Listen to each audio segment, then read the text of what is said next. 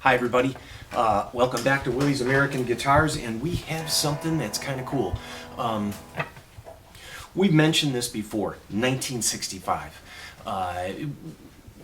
People tend to date guitars starting in January 1st at midnight, 1965, that's it, everything beyond that, and it didn't really go like that.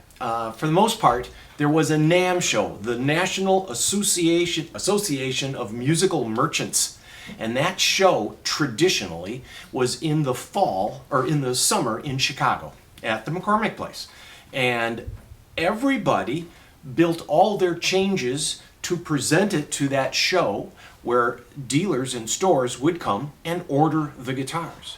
So stuff made before the summer show usually has the older features. Stuff made after the show is when they start producing the different things. One of those things they did is make a very slim neck in 1965.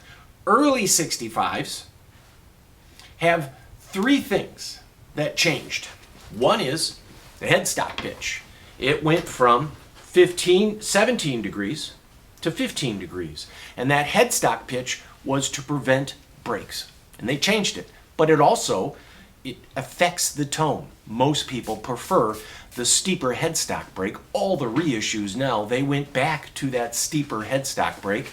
And why? Because when you pluck a string, your string does this. And with a steeper angle, it actually responds quicker at the nut.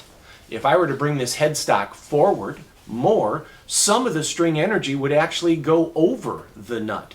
If I bring it back really hard, like an old-fashioned lute, then that response is almost too quick and it affects the sustain. So the geometry of how a guitar plays is affected by a lot of little things.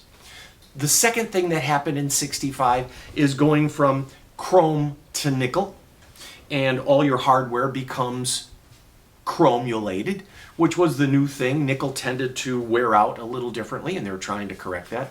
And the other thing is the width of the fingerboard. Pre-65 necks have a 1 11/16 board, and then at that summer show in 1965, they said, hey everybody, come here, look, we've got this new slim taper neck. We actually spend more time shaving it. It's modern, it's wow, it's the 60s. Really. And so this guitar has all 64 features. It's easier for us dealers to present a early 65 Gibson as a 64. Because if I say 1964, then people think, oh, it has those three features. This nickel bridge, this wider nut, more comfortable neck, and that headstock pitch that this has. So this has all this early 65 features. This is a 65. I'm going to list it as a 64 just because for the search engines, that's what people look for. What else do you get? A Brazilian rosewood board, as I've explained before. You get this single sheet Honduran mahogany body, this single piece neck. All of this is never scarf jointed. It's all from the heel inside the cavity is all one piece of aged old forest mahogany. And of course, Brazilian rosewood boards add a lot to the tone. You'll find that a guitar like this is cool. So what we have here is a 1964 SG Junior, and these are fantastic guitars. First off, it is feather light. This is 5 pounds.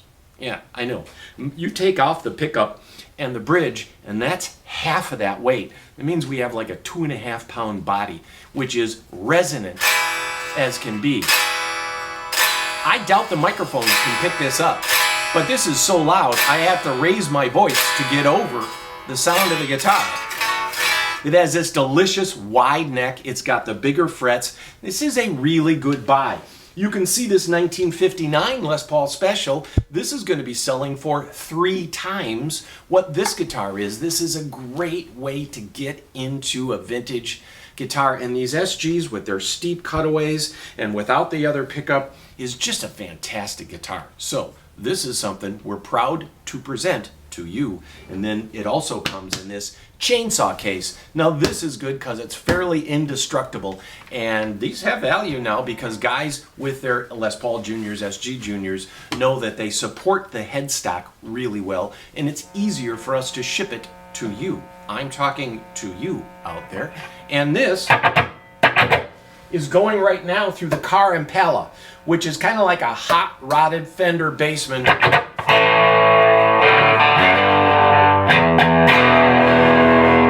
I have the distortion on this up, the preamp volume, about 3/4, and this is set right now at about 3 watts.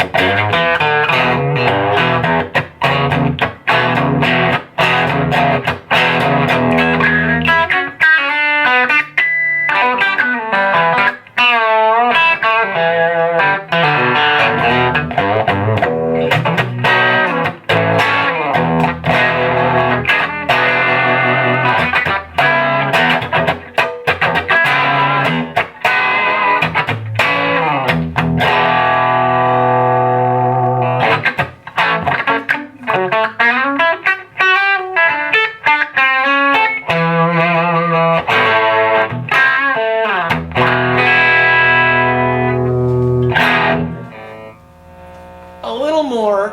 I know. This will be over in a minute.